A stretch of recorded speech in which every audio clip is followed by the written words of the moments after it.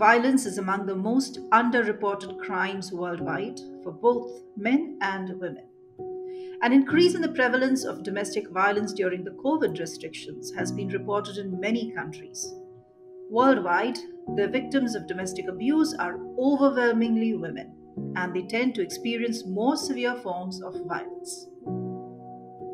Domestic violence is a pathway to homelessness. Sometimes there aren't enough beds to meet the needs of those seeking emergency shelter. But what if shelter is available in another city, more than an hour away, perhaps? Or what if there was family or a friend willing to help? One organization has a solution for those who need help getting to safety. From emergency shelters to legal advocacy to food assistance for those transitioning to a life free of violence, there is help coming. Hi, I'm Tej, host at Chizuba Talks, a series of conversations with nonprofit leaders about their causes and the effort to make the world a better place. I have Sarah Nadel, founder of the nonprofit Families to Freedom. These volunteers have traveled with over 55 survivors till date, correct me if I'm wrong later, plus 63 children of domestic violence, going more than 54,000 miles across Texas and the US by car, plane, and bus. Why plane, you may say? Because Sarah here is a pilot. Welcome to the podcast, Sarah. Thank you so much. What an honor to be with you today. And thank you for giving a voice and sharing with others about this very important cause. Entirely my pleasure. I salute your efforts, actually. You are a pilot by profession and you chose to start this nonprofit. I don't know of many pilots who've done that. Tell us more, please. Sure. So I signed up to be a private pilot years ago when my kids were still kindergarten and first grade. Because I was in a job that just wasn't fulfilling enough for me. I needed to do something more, and be learning to fly and all of the complexities that go with that, and all the adventure that goes with that it's just what I needed at that time. Not only did I earn my private pilot's license where I can fly single engine small airplanes like Cessnas and Pipers and things like that, but I also took it a step further to get my instrument certification so that I could fly in the clouds and be safe. That whole experience really prepared me for my next adventure, which was leaving the for-profit world to become into the nonprofit sector. Mm. And domestic violence resonated with you, is it? People who wanted help with moving from their houses of abuse to safe shelters. Yeah, so I guess the beginning of it all was after I learned about how many victims and their children are turned away from shelter every single day in the United States. So every year, there's an agency out of Washington, D.C. called the National Network to End Domestic Violence. That's NNEDV. Okay. And they survey Okay. victim services agencies all over the U.S. to find out what is going on with domestic violence services, and what are the needs and what are the challenges. And every single year, they report on how many unmet requests for services. Way back in the day when I first came across that report, it was an astounding high number. And they even break it down by state. So naturally, after looking at the national number, I zeroed in on Texas. How does our own state of Texas handling this unmet request for services?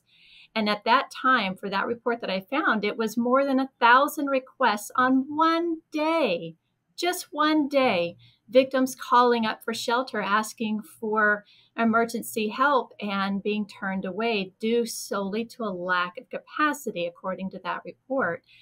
Um, every couple of years or so, the Texas Council on Family Violence also releases their own information about what's going on with family violence and domestic violence, and specifically fatalities. And every year they do release a fatality report. Between the fatality report and NNEDV's reports, I'm able to Mhm. see the unmet requests for services across the state of Texas. They've gone up, they've gone down a little, but then they come right back up again. What we really have is a lot of domestic violence crime and not enough bed space and not enough support for social services to keep these ladies safe within their own city and their own county. And if a victim can't get to shelter in her own city or her own county because it's full, then the next available shelter or safe house might be, it might be, a couple of counties Outside. away. It could be miles away. It could be hours of driving away. Why would you recommend a shelter if it's too far away unless you could get there? And that's where Mm-hmm. Families of Freedom has now become a solution. Yeah. So thoughtful that is. Now, how does this work? So somebody gets in touch with you, the people who are victims who get Mhm. in touch with you, and they register on the website, on your website, and then you start the process. How does this work? Right. So, victims, the process for victims all starts with a phone call. We'll receive a call from a victim or new survivor. Sometimes they've already been accepted to a domestic violence safe house and they just need a ride to get there. And other times we get victims who call in and they've already called everyone that they know of. They've already called everything on their list. And they said, well, I heard y'all help with victim services and I need help. What can you do Mhm. to help me?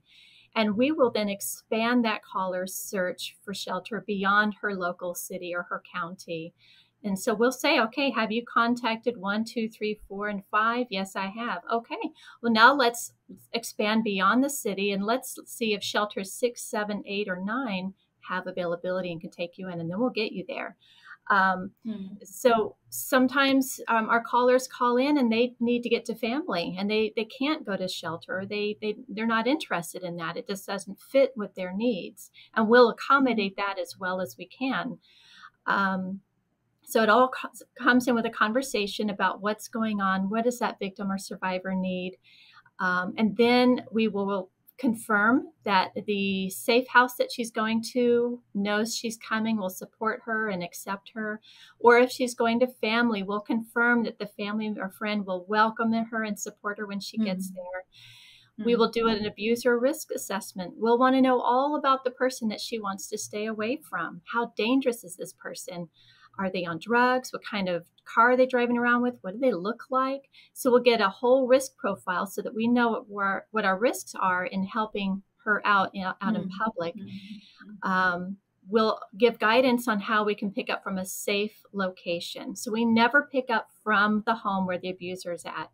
It's too Right. risky. It's dangerous for the police, and it's definitely too dangerous for us and our volunteers.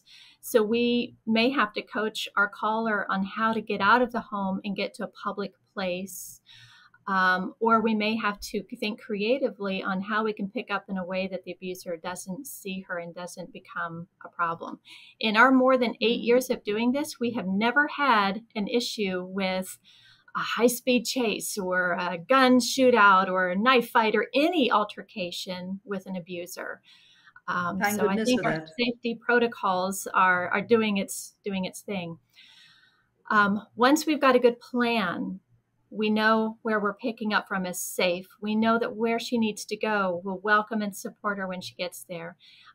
We'll gather all the information about the abuser. We'll find out if she has kids and how much stuff. And once we've got all of that pulled together, then we reach out to our volunteer drivers. Now, our volunteer drivers starts their process by signing up on our website to be a volunteer, and we'll do training and we'll do a background check and they'll sign off on a Check. bunch of Yes. Yes. agreements. And we do our whole vetting process. And then they agree to provide travel for these victims and survivors from time to time when they're available. So we'll reach Mhm. out to a whole volunteer driver team and get the word out. Hey, lady and kids need a ride to shelter, need a ride to family. Here are the details. Here's when she's ready to go. Please let us know if you're available to help. Um, in one of our offices, we almost always have a volunteer that eventually does step up to help. And then our office, we go crazy. We're like, woohoo! And we do like a little chair dance, and we get super excited, and, high fives, I know. Important to stay motivated, right? When you're listening to all Yes, these exactly. stories, also. Yes. Our Houston office, we need more volunteer drivers. So when we do get a volunteer that does step up, we go ape. Ah! But so yeah, we get very excited when a volunteer steps up to help out. And then the next step of that process is we make introductions. We'll let sure that our victim and survivor knows that she's got a driver and what vehicle to look for so that she doesn't get into some stranger's car. There's tracking. Yes. So we track our drivers. We're going to see on a moving map exactly where that driver is the whole way. So that way we are in front of any problems, whether it's weather related, traffic related, somebody's lost, something like that. So we'll track our drivers. Once our driver has our client and they're on their way to the facility or to family, then we'll contact friend or family or shelter and let them know the driver's ETA. And we're watching the whole way to make sure everything goes smoothly. And I really do believe that that's going to help our clients feel better, knowing that there's accountability. They're not getting in a car with Hmm. somebody and no one knows anything about anything. We're watching that vehicle's movement as an extra layer of accountability. Um, and we're more than just a ride from point A to point B. What we bring is compassion. What we bring are words of encouragement. What we bring is our drivers giving information for our clients, our victims and survivors, to understand that they're not alone in this whole process. They're not Hmm. alone in the situation. It's not their fault.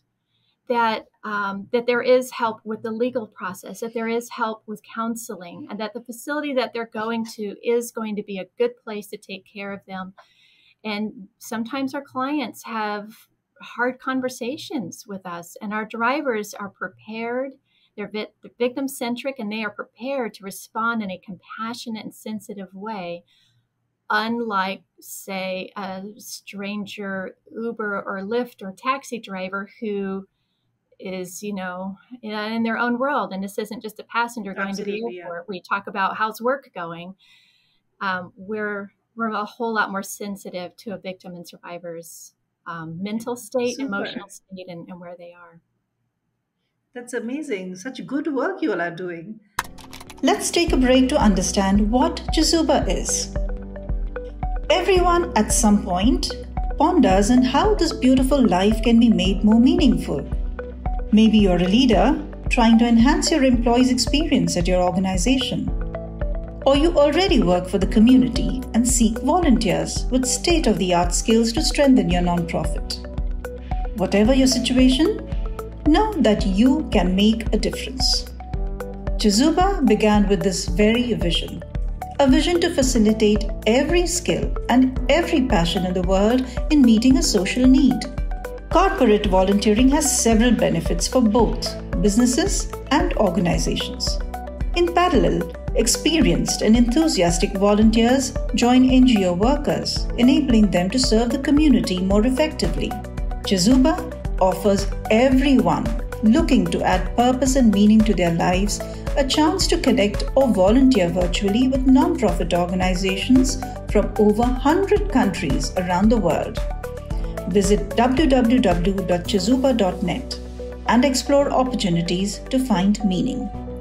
Chizuba, your platform to do good. And now, back with our guest.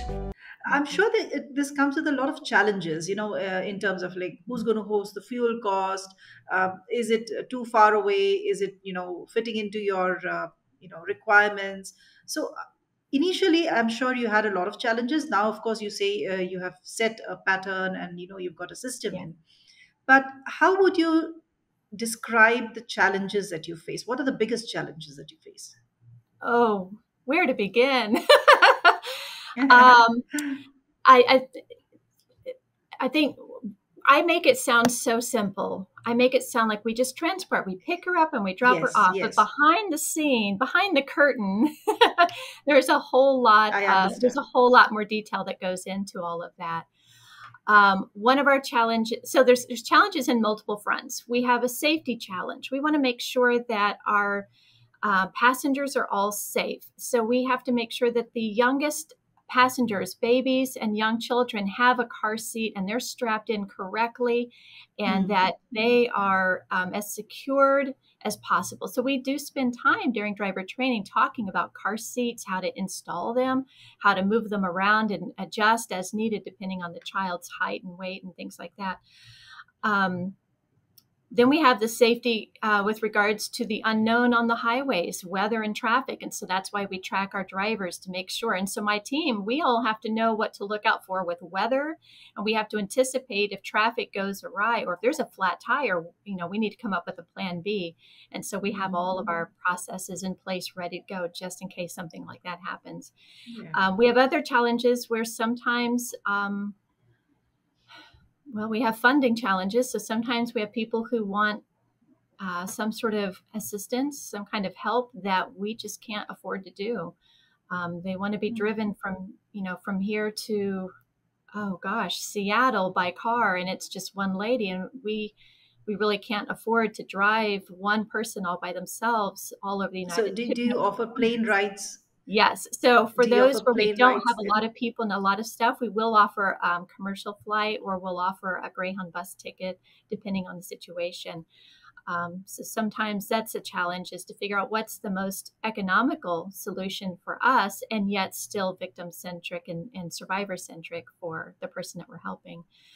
And I guess the biggest challenge that we face, the absolute biggest challenge is we do not have enough volunteers to keep up with demand. We have got Okay. more callers and more demand, and we just don't have enough people stepping up to help us out, especially around the Harris County, Houston, Galveston area. We are struggling so hard to get the community's attention that not everybody has a car. Not everybody has the means to get across the region. And so I think that is Hmm. our absolute number one problem is we just don't have enough volunteer drivers Hmm. available to help out when a victim is in an emergency situation.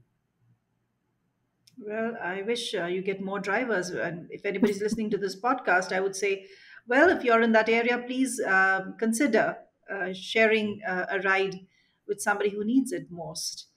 In all these years, Sarah, tell me, I'm sure there are many who you remember, but do you have any particular incident or a case where you remember as very touching or exciting or challenging? Any of these?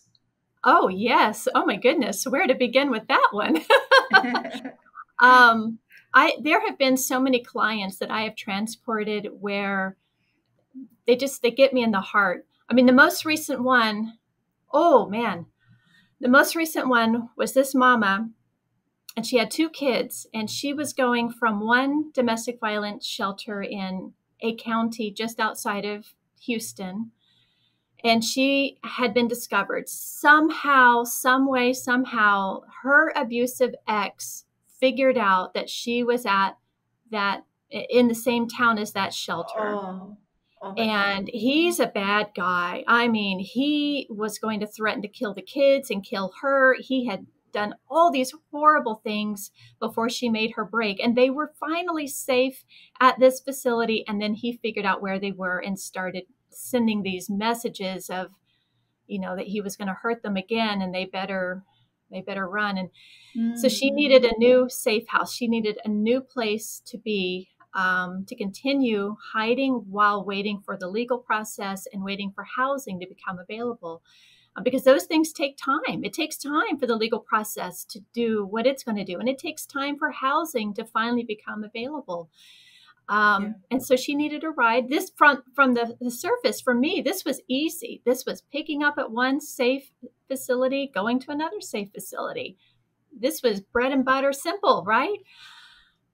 But I think what got me the most for this one, what really got me, and I almost cried in the car with her, is she was such a delight. She was so friendly. She was pleasant. She was such a good mom with her kids. She was Mm. just, she was just a good soul. And I don't understand why. Mm.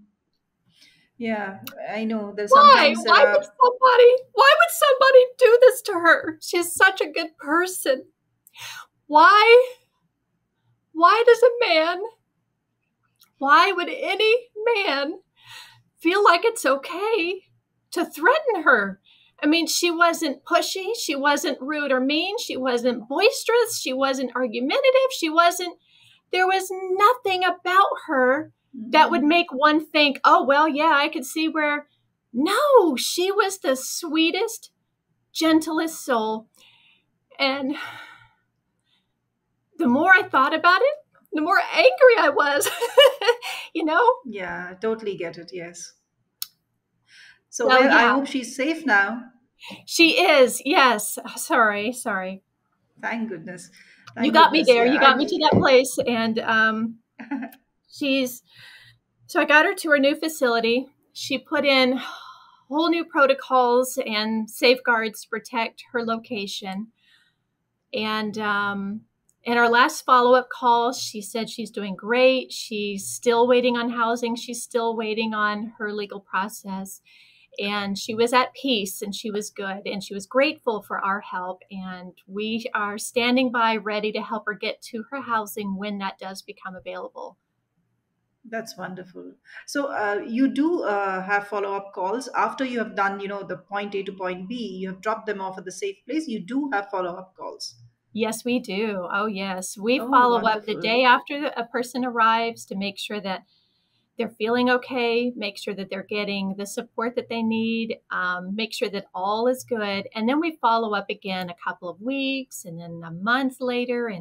And we try to follow up as much as we can until 6 months. And then after about 6 months, Everything we've is moved on settled. to others and they've moved on from us. And what that allows us to do is we're not just picking up and dropping off, but we are case managing. In the background, what we're doing is we're figuring out where's this person at in her journey? If she's waiting for housing, is there anything that we can do to help her out with that housing search?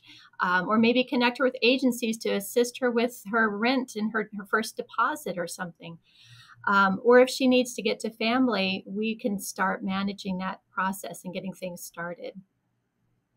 Wonderful. I'm sure you have a lot of blessings from all these people who you have helped. Uh, keep doing the wonderful work. I wouldn't say keep doing, it's ironic if I say that, but I wish success for you in all that you do. Thank And you. I hope you reunite more survivors with family or help them reach shelters because you are a true savior. Thank you so much for the work that you do, Sarah. More power to you. Thank you so much for letting me be here. The hundreds of women and their children that we help every single year at both of our Texas offices need to know that our services are available. So, again, thank you for giving voice and light to this topic. Totally my pleasure. Thank you very much.